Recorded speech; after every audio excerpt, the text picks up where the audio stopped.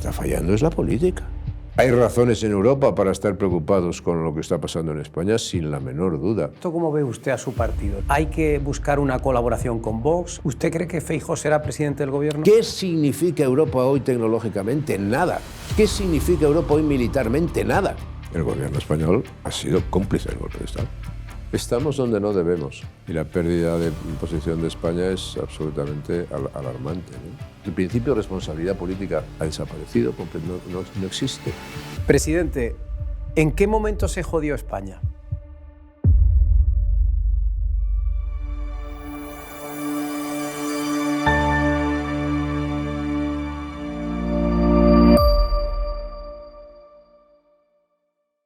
Presidente, ¿en qué momento se jodió España?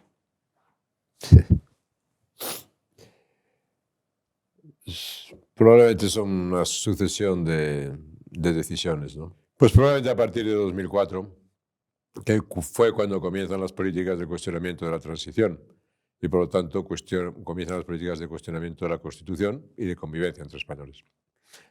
Es curioso porque yo también le iba a hacer una referencia a ese año, porque tenía la sensación de que probablemente los atentados terroristas del 11 de marzo probablemente fueron un antes y un después. ¿Está usted de acuerdo con esto? Hay quien mantiene la teoría de que las cosas empezaron antes a torcer en el año 2000 con motivo de la mayoría absoluta del Partido Popular. ¿Por qué? Porque la izquierda, una parte de la izquierda había considerado que el periodo 96-2000 era un paréntesis y que después del año 2000, en el año 2000 volvería otra vez las cosas a su estado natural, que es el gobierno de la izquierda, ¿no? Pero la mayoría absoluta del Partido Popular sorprendió a una parte de la izquierda, ¿no? Y entonces no lo sorprendió para bien. Y la izquierda empezó a actuar en consecuencia, ¿no? Entonces ese proceso comienza, el proceso de mutación, por decirlo de esa manera, de la izquierda española, de radicalización de la izquierda española, empieza esencialmente a partir del año 2000, ¿no? Y a partir del año 2004 tiene su culminación y su expansión. El caso es que es verdad que probablemente tenga usted razón, pero conforme nos acercábamos a las elecciones del 2004, el Partido Popular llegaba en cabeza, las encuestas le daban ganador a Mariano Rajoy, de repente hay unos atentados y cambia la tortilla. Usted, sabiendo todo lo que ha pasado con posterioridad, si volviéramos a estar en aquellos momentos, ¿repetiría su actuación? ¿Cambiaría algo de lo que se hizo en aquel momento para evitar las consecuencias que ha habido a posteriori? Bueno, es que es imposible volver a la situación anterior sabiendo lo que ha pasado después. Por lo tanto, el juicio tiene que ser fundamentalmente sobre lo que se hizo en ese momento, si era lo más necesario y lo más correcto. Que probablemente se cometieron errores, pues probablemente se cometieron errores. Pero hubo errores que no se cometieron. No se garantizó impecablemente la celebración de las elecciones, como no podía ser de otra manera, y en contra de los muchos rumores, y entonces sí que bulos de verdad, que circularon en algunos ambientes, se protegió efectivamente de una manera y se atendió de una manera determinante a todas las víctimas y se garantizó el marco de seguridad y de libertades y de derecho en España de una manera impecable, ¿no? Bueno, pudieron cometer errores, pero esencialmente el gobierno cumplió con su obligación y la democracia siguió. Presidente, por lo que nos ha dicho, ¿podríamos entonces inferir que, según su opinión, la culpa de lo que nos pasa es de la izquierda? Hay dos mutaciones políticas fundamentales en la España de estas últimas décadas. Una es la mutación del nacionalismo, que comienza también en aquellas fechas. Es decir, hay un pacto constitucional, expreso o tácito, que dice que las fuerzas no nacionalistas reconocen la pluralidad constitutiva de España a cambio que las fuerzas nacionalistas sean leales a la nación española. Eso lo rompe el nacionalismo. Y eso empieza a romperse en el año 2002-2003 y se desarrolla con mucho mayor vigor después. Uno de los elementos sorpresa de esa ruptura es que la izquierda se hace cómplice de ella a partir del año 2004. La segunda ruptura es cuando la izquierda cuestiona la transición. Y por lo tanto, al cuestionar la transición, pues pone otra vez en solfa no solamente todos los logros de la transición, sino la propia pervivencia de la Constitución, que es la base de la coexistencia de los españoles. Y volvemos otra vez a lo que estamos ahora, de donde estamos, a una alianza entre una izquierda radical y fuerzas que en algún caso fueron nacionalismos, que fueron moderados en su momento, pero que ahora son fuerzas rupturistas. Es decir, que quieren destruir la transición, destruir la Constitución, destruir la unidad de España, y eso con la complacencia de una antigua fuerza constitucional que ha dejado de serlo. Llegados a este punto, ¿cómo se arreglan las cosas? ¿Cómo arreglamos España? Hay que arreglarla con la participación, evidentemente, de los españoles. Yo vengo diciendo hace tiempo que la inhibición es lo único a lo que no tenemos derecho los españoles. Y que, como decía don Antonio Maura hace muchos años, por cierto, este año se cumple el centenario de su muerte, decía, bueno, los españoles tienen que dejar de ser espectadores de su propio destino. Tienen que dejar de ser espectadores de la destrucción del país. Tienen que ser agentes activos para impedir que el Estado de Derecho desaparezca en España o que la unidad del país esté puesta en cuestión o que la transición y la convivencia de los españoles no pueda persistir, ¿no? Eso tiene que ser los españoles. Tenemos esa responsabilidad. Y luego, evidentemente, los españoles, en cuanto tengan oportunidad, pueden participar en los procedimientos democráticos. Cuando haya elecciones, pues hay que actuar en consecuencia. No buscar el mundo perfecto, no buscar buscar de lo que es mejor para la nación española, lo que es mejor para el futuro de los españoles en un momento de cambios absolutamente vertiginosos. Yo le voy a decir una cosa, la nación, el país, que no esté dispuesto a asumir un proceso de cambios importante en la próxima década o en los próximos 5 o 10 años, será una nación que se quede totalmente descolgada del mundo. Yo no deseo eso para España. Recientemente el Partido Popular Europeo ha emitido una declaración que a mí me parece importante porque por primera vez han subrayado que están preocupados por la democracia en España y nos han asimilado a otros países del este de Europa que atraviesan también problemas similares. ¿A usted también le preocupa el estado de la democracia en España en este momento? Me preocupa mucho, porque España se está deslizando de una manera vertiginosa hacia lo que se llama ahora democracias iliberales. Pero si hablamos con exactitud, una democracia iliberal es una no democracia. Entonces, ya me bloquea, pero España se está deslizando vertiginosamente a una democracia iliberal o a una no democracia. La siguiente evolución ya es la autocracia o es la dictadura, pero estamos en este momento en esa fase, ¿no? Y esa es la deriva de un populismo que no es solamente una cosa que pueda ocurrir en España, ¿no? Que conocemos en Europa y que conocemos en otras partes del mundo que puede ocurrir, ¿no? Pero yo no tengo duda que la deriva española es esa y me preocupa muchísimo. Esa deriva supone el debilitamiento, el desgarramiento institucional, que es lo que estamos viviendo. El desgarramiento institucional es absolutamente paso previo para el enfrentamiento entre las sociedades y para la ruptura de la nación. Eso lo explicaba muy bien la embajadora Kilpatrick en los años 80 del siglo pasado. Bueno, en esa situación en la que está España en este momento, ¿no? Y eso tiene sus responsabilidades, ¿no? Tiene sus responsabilidades.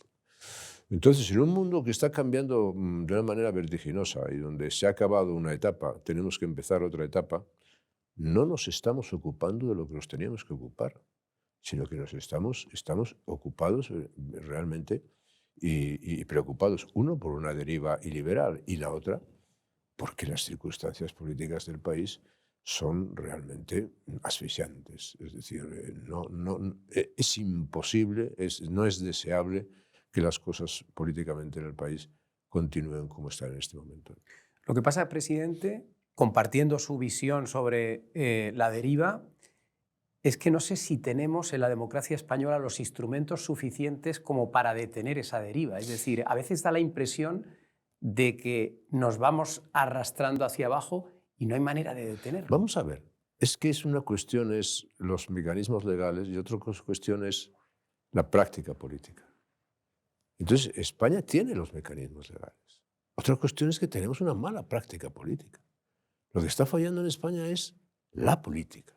Tú puedes decir, oye, usted, la ley electoral. A mí mucha gente dice, oye, la ley electoral, oye, bueno, la ley electoral puede ser defectuosa, pero la ley electoral no ha producido inestabilidad en España. En el Reino Unido nada más ha habido 5 primeros ministros en 4 años. No vamos a hablar de Italia, no vamos a hablar ahora del ejemplo francés. No, la ley electoral española, ¿cuántos presidentes ha habido del año 77 o del año 78 hasta ahora? No ha producido estabilidad. Otra cosa distinta es que pueda ser perfectible, pueda ser mejorable o necesita una reforma, pero eso forma parte del paquete constitucional. La Constitución española ha producido una gran estabilidad y ha sido la base de la estabilidad y del progreso de España. La transición como instrumento político ha sido enormemente útil para la proyección y pervivencia de España. Lo que está fallando es la política. Pero es una cuestión de práctica política, no legal. Entonces España, como Estado de Derecho, tiene los resortes suficientes para impedir esto, pero hay que querer impedirlo. Claro, uno no impide que se produzca una catástrofe o no impide que se produzca un error político gravísimo si no quiere. Tiene que querer impedirlo. Entonces, si usted quiere acabar con el Estado de Derecho, si usted quiere como ahora, pues borrar o como tener un fiscal general del Estado procesado, o tener un fiscal general del Estado que borra los supuestos mensajes que pueden probar supuestos delitos. ¿Qué autoridad es la que tiene el fiscal general del Estado? ¿Qué autoridad? ¿En nombre de qué puede ejercer la autoridad? Y eso aplíquelo a todas las cuestiones que quieran. Un gobierno que pretende una ley para que se suspendan los procesos que afectan a los familiares del presidente del gobierno. Estamos en la pura democracia liberal. Y ahora un gobierno que quiere presentar una reforma en virtud de la cual los jueces, los opositores, los que no quieran ser juez, va a ser becado. Es decir, el gobierno va a elegir a los que se van a presentar, les va a dar dinero y luego va a introducir o quiere introducir un sistema en el cual un 25% de jueces sean nombrados a dedo. Oiga, eso es la no democracia. Entonces, seamos conscientes de estas cosas. Eso todavía no está en vigor, pero la deriva, que es de lo que estamos hablando, la deriva es una deriva extraordinariamente peligrosa. Y si usted me pregunta, ¿hay razones en Europa para estar preocupados con lo que está pasando en España? Sin la menor duda. Pero claro, los primeros preocupados teníamos que ser nosotros, los españoles, ¿no? Lo que pasa es que quizás la Constitución no previó que algún día pudiera estar de presidente una persona o un político sin escrúpulos. Pero sí, la Constitución no puede prever eso. La Constitución puede prever y debe prever los mecanismos para que si hay un gobernante sin escrúpulos que no se somete a la ley y al derecho, la ley y el derecho actúen. ¿Qué es lo que hay que recuperar en España? Reconstruir las instituciones, reconstruir espacios cívicos de convivencia, la garantía del sometimiento a la ley y el derecho de todas las autoridades y el respeto por las autoridades y por los dirigentes políticos de la ley y el derecho. Eso es lo más importante.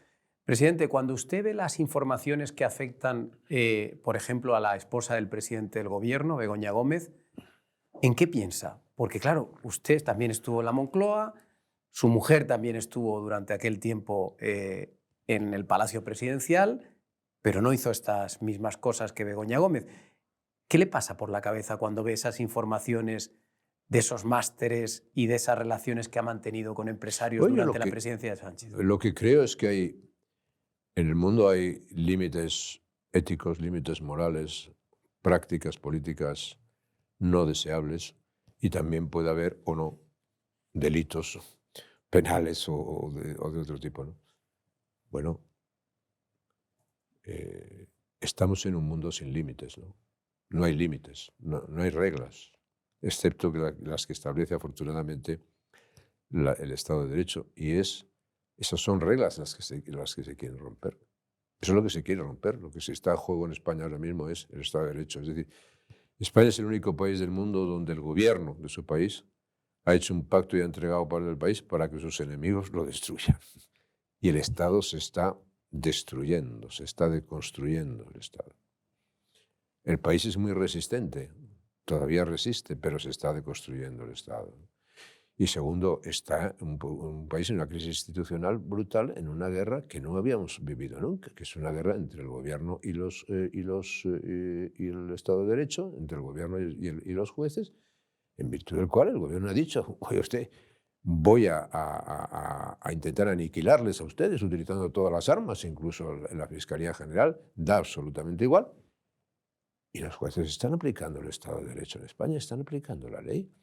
Es decir, estamos en una situación verdaderamente, extraordinariamente delicada y extraordinariamente compleja. Es lo que me pasa por la cabeza, ¿no? Entonces, si el principio de responsabilidad política no existe, si no se respetan las normas legales, ¿cómo se va a pedir a quien lo hace que tenga un sentido de, digamos, ética política y se pueda dimitir? Si el presidente del gobierno dice a usted y a mí que tenemos que pedir perdón al fiscal general del Estado por supuestos delitos cometidos por el fiscal general del Estado.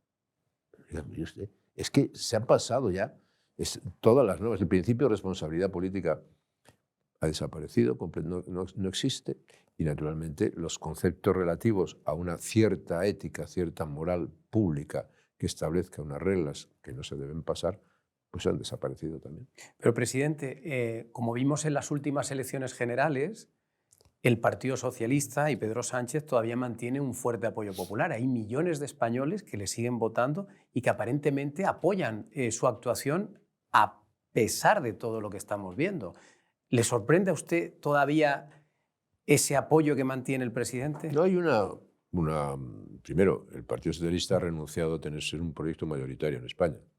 Segundo, el Partido Socialista no fue el partido más votado en las últimas elecciones generales. Tercero, el Partido Socialista prácticamente está en unas condiciones mínimas en muchas comunidades autónomas, en muchos municipios en España. Cuarto, el Partido Socialista es un partido que ha renunciado a todo su historial, por decirlo de esa manera, socialdemócrata, que tampoco es que lo tenga muy extenso, pero lo tiene, para convertirse en un partido identitario radical de izquierda, ¿no? Bueno, y por último, ha pactado con todos aquellos que decía que jamás iba a pactar y ha entregado el país, el gobierno, en manos de los que lo quieren destruir.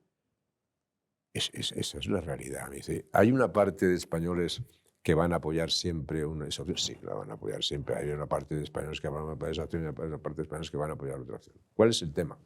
Ahora, que eso se agudiza por la fragmentación y la confrontación entre las sociedades. Las sociedades están muy fragmentadas y los que viven de ese radicalismo, de ese extremismo y de ese populismo radicalizan más las sociedades y radicalizan más a los otros extremos. Y por lo tanto, los grandes socios de esta situación son los grandes extremos, los extremos a la derecha y los extremos a la izquierda. Se autoalimentan, se necesitan, se ayudan, conviven e intentan garantizarse su futuro. En un mundo en el cual no se molestan en presentar ideas ni en presentar proyectos políticos, una idea del país, una idea para una Europa del futuro. Ni les interesa entender la realidad. Les importa el poder, estar en el poder y pagar el precio que sea con tal de estar en el poder. Esa es la regla. Y en este contexto, ¿cómo ve usted a su partido? ¿Lo está haciendo correctamente? ¿Cómo está sobreviviendo a esta ola de polarización que claramente ha cambiado las reglas del juego? Bueno, el Partido Popular lo han intentado matar muchas veces y siempre ha sobrevivido porque es un partido con una fuerza enorme, con una vitalidad enorme y con una base extraordinariamente sólida, ¿no? Yo creo que en Europa quedan dos partidos centrales esenciales, ¿no? Que son el Partido Popular de España y la CDU alemana. Los grandes partidos clásicos de centro, derecha, de izquierda en Francia no existen, en Italia tampoco, en Alemania queda la CDU, lo demás probablemente tampoco existe. Inglaterra está fuera de la Unión Europea y por eso no lo menciona ahora, pero sí conserva sus conservadores y sus liberales. Bueno, y en los demás países pues han ido surgiendo movimientos y partidos nuevos, ¿no? Pero de los grandes históricos quedan dos, ¿no? Yo al Partido Popular le veo bien dirigido Y el Partido Popular ha hecho un gran crecimiento por el centro. Incluso personas, digamos, del mundo socialdemócrata moderado, pues interpretan una cierta vinculación, una cercanía con el Partido Popular. Pero bueno, el problema es que el centro derecha en España está dividido, ¿no? Y entonces las aspiraciones del Partido Popular no se pueden cumplir, que es presentar un proyecto para la mayoría de los españoles, porque tiene a la derecha, su derecha tiene un problema. Ujú. ¿Y cómo hay que encarar ese problema? Que es Vox, entiendo por lo que está diciendo.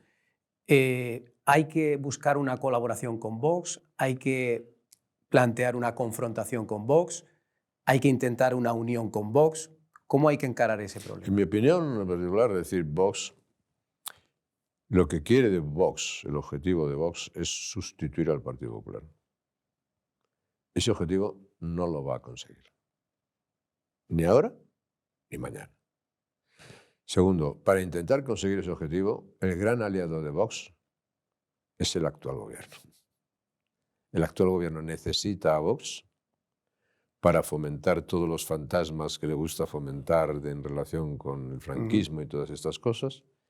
Y Vox necesita al gobierno porque, como he dicho antes, los extremos se autoalimentan, ¿no?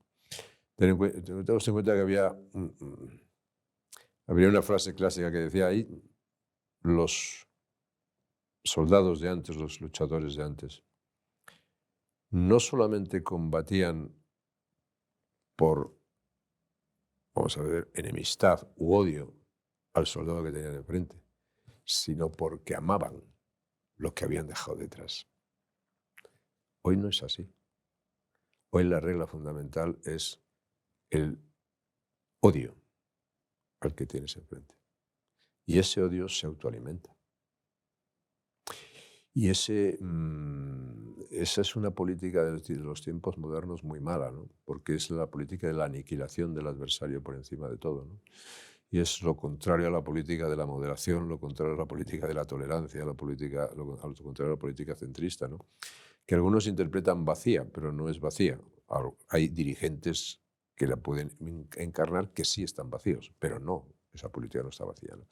Entonces, yo creo que el Partido Popular haría muy bien, creo que haría muy bien en presentar un proyecto muy fuerte a los españoles, hablar claramente, directamente a los españoles y pedirle a los españoles una mayoría y lo que los españoles decidan. Pero tiene que ser muy claro en sus planteamientos, con un proyecto político muy fuerte, muy de futuro y que signifique que se puedan identificar con ese cambio de idea, con ese cambio político la mayoría de los españoles. ¿Usted cree que Feijóo será presidente del gobierno? Creo que sí. Y que yo creo además que será un buen presidente del gobierno. Porque España necesita una persona al frente del gobierno de esas características, de las características que tiene Feijóo. No necesita más populistas, no necesita más aventureros, no necesita más pensamiento radical, no necesita más confrontación, necesita exactamente. Nosotros tenemos que buscar espacios y buscar políticas muy claras, ¿no? Y políticas muy claras es decir, oígame usted, con la nación no se juega, punto, final. Y el que quiera jugar con la nación no participa. El Estado se fortalece. Se acaba el intento de destruir las instituciones. Se buscan espacios comunes. Vamos a ocuparnos del futuro. Vamos a recuperar espacio en el exterior. Vamos a hacer un proceso de reformas económicas en un mundo que está en cambio completamente. Y si no nos enteramos de eso, no nos enteramos de nada. Dígame usted, ¿es que en España no sería deseable que España tuviese un acuerdo en el sentido de decir, oiga, los que quieren destruir el país y la Constitución no tienen hueco en el gobierno, ni tienen hueco, y tienen que ser claramente controlados en sus aspiraciones? Es que en un momento en el cual el designio del mundo está, la evolución del mundo está marcado por la revolución tecnológica, la revolución digital, que en 5 o 10 años va a ser, con la inteligencia artificial generativa, determinante en la historia de la humanidad, no es posible que no nos estemos ocupando de eso. Es que cuando tenemos un problema demográfico brutal y la demografía es el primer elemento para analizar en términos del poder y de las posibilidades de una nación. Y cuando tenemos un problema muy grande de inmigración, no somos capaces de hablar de eso. Es que cuando necesitamos ser solidarios y repartir, por ejemplo, cuestiones sobre el agua, no somos capaces de hablar de eso. Solo somos capaces de hablar de la mujer del presidente del gobierno, del hermano del presidente del gobierno, del ministro del amigo del ministro de abajo, de los problemas de la corrupción, del ataque a la justicia, del fiscal general del Estado procesado, de lo que hacen, de depender de un prófugo que está en Bélgica. No, el país necesita eso. Necesita ocuparse de las cosas importantes y serias. El mundo va a cambiar radicalmente. Desde el punto de vista digital, está cambiando. Desde el punto de vista digital, ya no vamos a vivir en el mundo en el cual nosotros podamos parar lo que es el desarrollo impresionante de la inteligencia artificial. Ya no lo podemos parar. El ser humano. Muy bien. Segundo, ¿lo podemos controlar? Difícilmente lo podemos controlar. ¿Cuál es el mundo al que nos tenemos que ocupar? El mundo de la coexistencia entre el ser humano y las máquinas. Y lo que vamos a vivir de aquí a 10 años es quién tiene la supremacía, si el ser humano o las máquinas. Si nosotros vamos a acabar siendo más parecidos a las máquinas o las máquinas más parecidas a nosotros. Bueno, de todo eso y de lo que significa para el ser humano su existencia, para las relaciones internacionales, para el tema militar, para el tema de seguridad, para el tema económico, de todo eso no nos ocupamos aquí. Cuando acaba de haber una elección en los Estados Unidos que significa que realmente vamos a un momento de cambio internacional espectacular, y lo que hemos vivido después de la Segunda Guerra Mundial y después de la Guerra Fría va a cambiar esencialmente las actitudes y los modos de comportamiento y la competición entre poderes. ¿Vamos a seguir entretenidos en estas cosas? Quiere decir que vamos a perder el tren. Me dirá usted, ¿seguirán viniendo a España 95 millones de turistas o 100 millones de turistas? Sí, seguirán viniendo a España. Pero dígame usted dónde está la ambición del país, los objetivos del país, la responsabilidad del país, el deseo de los españoles de ser influyentes en el mundo, si es que lo tenemos. ¿Dónde está? Bueno, pues eso es lo que hay. Presidente, decía usted que ve a Feijóo de presidente del gobierno. Mi pregunta sería si lo ve en el corto plazo, en el medio, en el largo. Es decir, ¿tiene usted la sensación de que esta legislatura se va a interrumpir en cualquier momento o cree más bien que la va a agotar el presidente, cueste lo que cueste? Yo creo que si tenemos en cuenta los elementos en los que nos podemos basar, la legislatura va a durar hasta el final, porque nadie de los que forman la coalición gubernamental tiene interés en romperla. Es decir, Bildu, antigua Batasuna. Por cierto, pues mañana acaban de conmemorar 30 años del asesinato de Gregorio Ordóñez. Por supuesto, Bildu no ha condenado ninguno de los atentados de ETA, pero Bildu es Batasuna y tiene la misma responsabilidad que Batasuna. Eso es exactamente lo mismo. Bueno, es socio del gobierno. Bildu ya ha dicho el coordinador de Bildu, por cierto, terrorista distinguido en su época, ya ha dicho, oiga, ya sabemos que estos son una banda de desarrapados, pero nos están dando lo que queremos. ¿Qué interés tiene? Esquerra Republicana o Junts, que tienen unas posiciones manifiestamente rupturistas desde el punto de vista constitucional, les están dando lo que quieren. ¿Qué interés van a tener en romper? La izquierda radical, que aunque haga el ridículo y todo el tema que defiende de la cultura woke sea uno de los temas que van a entrar en danza, afortunadamente políticamente en el mundo de hoy, y van a ser claramente derrotados, ¿vieron? Pues, oiga, sabe que está mucho más caliente en los sillones del ministerio que en otras partes, ¿no? ¿Quién va a romper? ¿Cómo se va? ¿Tienen poder? ¿Van a arriesgar que efectivamente no poder utilizar los instrumentos que están utilizando ahora con la Fiscalía, contra los jueces, en los medios de comunicación, con los medios de comunicación? No, no lo van a hacer. Entonces yo creo que eso va a durar, ¿no? Y por lo tanto hay que preparar a las personas para un proceso duradero, ¿no? Y ese proceso duradero lo que no puede generar es ni inhibición ni frustración entre los españoles, ¿no? Hay que manejarlo inteligentemente y por eso hablar con ellos y presentarles un proyecto muy fuerte, optimista, para el futuro de España, y ese futuro optimismo bien basado es muy posible en España y muy deseable y muy necesario. Yo creo que Feijóo lo puede interpretar muy bien.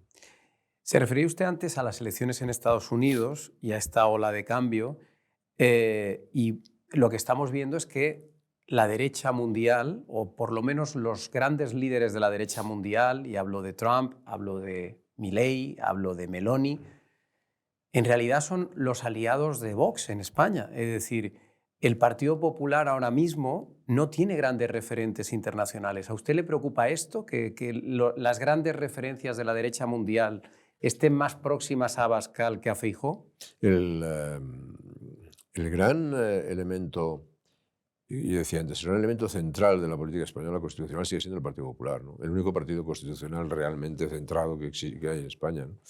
No, el Partido Popular está en el Partido Popular Europeo, que es la primera fuerza política de España, de Europa, perdón, y por eso es realmente importante. Es decir, que en países se está produciendo un deslizamiento hacia la derecha, sí, pero yo creo que eso se interpreta. No es lo mismo la interpretación de eso que se hace en Hungría, que la interpretación que se hace en Italia, que la interpretación que se puede hacer en otros países, ¿no?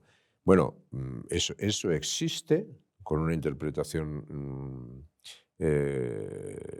nacionalista en cada parte, ¿no? Porque estamos descubriendo otra vez, redescubriendo el nacionalismo, el proteccionismo, el aislacionismo y todas aquellas cosas que realmente no son las más recomendables para aquellos que deseamos la recuperación de la vigencia, la fortaleza y la seguridad de las democracias liberales. O sea que a usted Trump no le gusta mucho. Pues depende de lo que haga, como todo, ¿no? Depende de lo que haga. Y el Trump del año 2016 creo que es algo distinto del Trump de ahora, o el Trump de ahora es distinto del Trump del 2016. Y por lo tanto, el discurso de inauguración de Trump el pasado 20 fue un discurso esencialmente optimista desde el punto de vista americano. Fue mucho más reaganiano, en el sentido de decir, llamar al optimismo americano, decir, somos capaces de hacer las cosas, ¿no? Y al mismo tiempo fue un discurso de claridad en algunos puntos de los cuales tenemos que ser muy sinceros y muy claros al hablar, ¿no? Es decir, oiga, un país tiene derecho a controlar sus fronteras, y debe. Y tiene derecho a controlar la inmigración y hablar de ello. Y tiene derecho a hablar, a decidir cómo sus fuentes energéticas, cómo son o cómo no son, ¿no? Y tiene derecho a defender sus intereses, ¿no? No conozco ningún país en la historia del mundo que no haya puesto sus intereses prioritariamente por encima en la historia, ¿no? American First es también España First, y Francia First, y Italia First, y si no los ha sido muy mal esos países. Por lo tanto, ¿por qué les vamos a pedir a los norteamericanos otras cosas que no nos pedimos a nosotros mismos, ¿no? Ahora, dicho sea eso, otra cosa distinta son los comportamientos políticos, los estilos políticos y el fondo de esas políticas, ¿no? Yo creo que ahora viene un mundo en el cual, quiero decir, el mundo de la Segunda Guerra Mundial lo crean los Estados Unidos. En el mundo de la posguerra fría, el gran poder hegemónico, esos son los Estados Unidos. La gran expansión de la libertad y la democracia la consiguen los Estados Unidos. Las democracias liberales consiguen esa expansión grande después de la Segunda Guerra Mundial y crear muchas reglas liberales porque tienen por primera vez una fuerza detrás, y esa fuerza se llama los Estados Unidos. Entonces, vamos a ver, los Estados Unidos no se puede decir que durante todo este tiempo le haya ido especialmente mal. Ha sido el gran siglo de los Estados Unidos. Y este sigue siendo el gran siglo de los Estados Unidos. Los Estados Unidos son los que derrotan a Rusia con la OTAN y los aliados. Y son los que rescatan a China e intentan convertir a China probablemente de un modo ingenuo en una democracia y en un sistema libre, ¿no? Bueno, ahora los Estados Unidos están en una posición de decir, pues mire usted, me siento maltratado, me siento tratado injustamente, siento que han abusado de mí, quiero volver otra vez a hacer prácticas políticas, vamos a ver cómo lo podemos enfrentar, ¿no? Lo que pasa es que dar marcha atrás a la globalización y a las políticas que condujeron precisamente a la prosperidad mundial no parece que sea la mejor receta, ¿no? Pero usted vio en la toma de la presidencia que no vio lo que va a pasar hacia atrás, vio el futuro. Los que estaban en esa toma de posesión eran los que ya determinan el presente y los que van a determinar más aún el futuro, como he explicado antes. Y entonces era algo mirando en el futuro y por lo tanto diciendo de Estados Unidos va a ser el futuro. Y ese es el cambio y ese es el discurso optimista, ¿no? No es una cosa ni de resentimiento ni de venganza. Y es lo que nosotros tenemos que entender. Porque solamente entendiendo también bien el pasado podemos construir un proyecto de futuro, ¿no? Y no hay proyecto de futuro si tú quieres manipular el futuro. Y para manipular el futuro lo que haces es manipular la historia. Y aquí estamos enredados en las cosas de la manipulación de la historia, cuando lo que tenemos que mirar es el futuro. Claro. Y el futuro es lo que va a estar basado en lo que yo he explicado antes, con enormes posibilidades, pero también con muchísimos riesgos, con unos riesgos existenciales como nunca ha tenido la humanidad. Y de eso tenemos que ser conscientes. Entonces, ese sentimiento positivo, ese sentimiento optimista, es el que hay que trasladar aquí. Mire usted, por ejemplo, el declive europeo, ¿no? Hace 10 años Europa era el 24% del Producto Interno Bruto del mundo, y los Estados Unidos también. Hoy Europa es el 15% y los Estados Unidos es el 30%. Mire usted la productividad europea y la productividad de los Estados Unidos. Mire usted que porque alguien, que no lo debía hacer, pero alguien pone un tuit, se ponen a temblar en naciones históricas de Europa. Pero, ¿qué significa Europa hoy tecnológicamente? Nada. ¿Qué significa Europa hoy militarmente? Nada. ¿Qué significa hoy desde el punto de vista de la influencia en la esfera internacional? Todavía perdemos cuestiones económicas. Es que no vamos a reflexionar tampoco sobre eso. ¿Dónde va a estar Europa en este mundo que se va a definir? ¿Va a estar en algún sitio? O como algunos dicen, no. El sitio que ocupaba antes Europa como aliado principal, ahora lo van a ocupar otros. Mire usted cómo se está moviendo en el Medio Oriente, mire usted cómo se están moviendo los árabes saudíes, mire usted cómo se están moviendo los Emiratos, mire usted las cosas que pasan en Europa económicamente. Si Europa sigue así, ¿quién va a sustituir a Europa? Entonces Europa no puede hacer iba a decir la necedad, pero no quiero decir la necedad, no puede ser la torpeza de decir, bueno, oye, si no te portas bien, le dice a Trump, si no te portas bien conmigo, me voy a hacer amigo de los chinos. Es que perdió la cabeza. No dura ni 2 minutos, no dura ni 2 minutos, son cosas absurdas, ¿no? Claro. Entonces, en lugar de afrontar esta situación, que no está creada por Trump, es de la que Trump va a ser un acelerador muy grande, que es distinto, ¿no? Lo que pasa es que probablemente en Europa no tenemos líderes en este momento, ¿no? No tenemos líderes ni tenemos una idea de lo que queremos hacer con Europa. Claro. Y entonces, porque los países, primero, no están políticamente en unas condiciones de Europa entró en grave crisis con política y el Brexit fue una expresión muy, muy grande de ella. Y luego las crisis políticas que se están produciendo en los países determinantes de la Unión Europea, pues son muy relevantes, ¿no? Pero claro, la Unión Europea no solamente da una imagen de ineficacia o de irrelevancia, sino también de profunda división. Y yo no veo en este momento liderazgos europeos que sean capaces de afrontar la situación con una cierta visión y con una cierta decisión de hacerlo. Me gustaría que nos refiriéramos durante un momento a Venezuela, un país que está atravesando unos momentos bastante delicados. Hubo elecciones, las ganó la oposición, sin embargo, el poder ha sido tomado por el régimen de Nicolás Maduro. ¿A usted le entristece la posición que ha mantenido el gobierno español respecto a toda esta crisis? No, en Venezuela lo que ha pasado es que ha habido un golpe de Estado. O sea, Venezuela ha habido unas elecciones que ha ganado la oposición de barrida y ha habido un golpe de Estado. El gobierno español ha sido cómplice del golpe de Estado. Es cómplice de un golpe de Estado. De un golpe de Estado absolutamente antidemocrático, de un golpe de Estado dado por unos narcodictadores o por un narcodictador. Y los episodios que hemos podido ver en la Embajada de España, la salida del que tenía que ser el presidente reconocido, Edmundo González, y la absurda reclamación de unas actas que no se tienen, que es simplemente una manera de decir vamos a ganar tiempo para que se consolide la situación, más la presencia de enviados especiales permanentes para garantizar el respaldo de España, más otras cosas, pues son bien conocidas. Me entristece profundamente porque es una manifestación, unas manifestaciones más lamentables de lo que está siendo la falta de presencia activa cada vez más notable de España en Hispanoamérica, en Iberoamérica. Usted ha hecho una acusación muy grave y es decir que el gobierno es cómplice de un golpe de Estado. Sí. ¿Por qué cree usted que el gobierno ha llegado hasta ese punto? Es una buena pregunta. Tengo mis ideas primero, porque en el gobierno hay simpatizantes claramente de los sistemas dictatoriales y autoritarios, ¿no?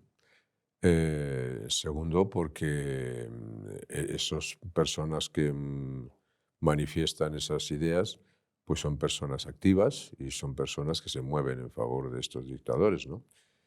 Y segundo, porque probablemente haya, digamos, situaciones específicas o especiales que afectan al gobierno, que les obligan a ser condescendientes, amables, generosos con el régimen de Maduro, ¿no?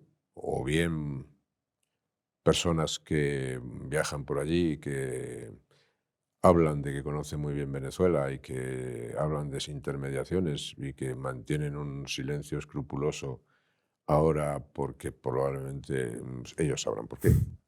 O los episodios que vivimos aquí bochornosos todavía sin explicar de la señora esta Delcy, creo que se llama, y todos Sí. los episodios que hemos vivido aquí en España. Claro, todas esas cosas, más otras, pues hacen que la posición del gobierno de España esté condicionada de una manera lamentable y vergonzosa, la verdad. Se ha referido usted entre líneas, he creído entender, al expresidente Zapatero. Vaya papel tan extraño, ¿no?, el que está desempeñando. Pues él sabrá exactamente por qué, debe tener razones muy poderosas para desempeñar ese papel, ¿no? Pero dedicar parte de tu vida a apoyar a dictadores, pues debe tener una razón o varias razones importantes para hacerlo. Otro país con el que tenemos una relación un tanto extraña es Marruecos. El gobierno cambió de repente la posición histórica frente al Sáhara. No nos ha dado una explicación al respecto. ¿Usted qué sospecha? ¿Por qué lo ha hecho? Es lo que es extraño. Lo extraño no es, o sea, uno puede cambiar de posición, pero es que en una democracia se cambia de posición, se va uno al Congreso de los Diputados y explica, mire usted, yo creo que en estas circunstancias históricas es esto, el Congreso lo discute, el Congreso puede decidir, y si está a favor, si está en contra, puede apoyar al gobierno más, puede apoyar al gobierno menos, eso es lo que se debería hacer. Lo que no se puede hacer es de la noche a la mañana que los españoles nos enteramos que la posición de España respecto al Sáhara ha cambiado y nos enteramos por una carta que hace pública la Casa Real de Marruecos, que basta leerla claramente para saber que está redactada en francés y que probablemente está redactada, no lo sé si en Francia o en Marruecos, pero está redactada en francés, y de la cual el gobierno español, el presidente del gobierno español dice que es el que ha enviado esa carta. Y que cambia la posición de España en relación con el Sáhara. Y de eso no se ha dado una sola explicación. Ni en el Congreso de los Diputados, ni en ningún sitio. Pues eso tiene que tener también algunas explicaciones, ¿no? Pero, ¿y usted intuye algo que pueda estar Yo detrás? intuyo que evidentemente que cuando no se pueden dar esas explicaciones es porque las que se deben dar pues no deben ser muy agradables para quienes han tomado la decisión. Es decir, que nos llevamos fenomenal con Marruecos, con Venezuela y sin embargo tenemos las relaciones prácticamente rotas con Israel. ¿Le preocupa eso? Estamos donde no debemos. Y la pérdida de posición de España es absolutamente alarmante, ¿no? Viniendo para esta entrevista, acabo de leer una declaración de Sánchez diciendo que España, que es un país muy solidario, está dispuesto a mandar tropas de intermediación en la frontera con Rusia. Oiga, pero entérese usted que eso es lo último de lo que hay que hablar. ¿Por qué? Porque las tropas que intermediar entre Rusia y Ucrania y tropas de intermediación, ¿en qué? ¿En la frontera actual? ¿En lo que se ha conquistado? ¿Eso va a ser el reconocimiento de que Rusia se queda con lo que se ha conquistado? Pero es que eso es exactamente lo último, porque al final esas tropas forman parte del paisaje sin capacidad de influencia ninguna. Y de eso está llena la historia. Y por lo tanto, ¿y esas tropas las manda la OTAN? ¿Y Putin cuál manda? ¿Manda iraníes? ¿Manda norcoreanos? ¿Manda chinos? No empiecen por el final, empiecen por el principio. Hay que decir, para toda negociación, si es que se abre para la guerra de Ucrania, lo que tenemos es que darle la garantía a los ucranianos que vamos a seguir armándoles y que no vamos a aceptar como resultado la consolidación de las conquistas territoriales de Putin. Empiece por ahí y no por el final, porque si empieza por el final es no enterarse absolutamente de nada. Volvamos a España. ¿Qué le pareció la gestión que se hizo de la Dana de Valencia?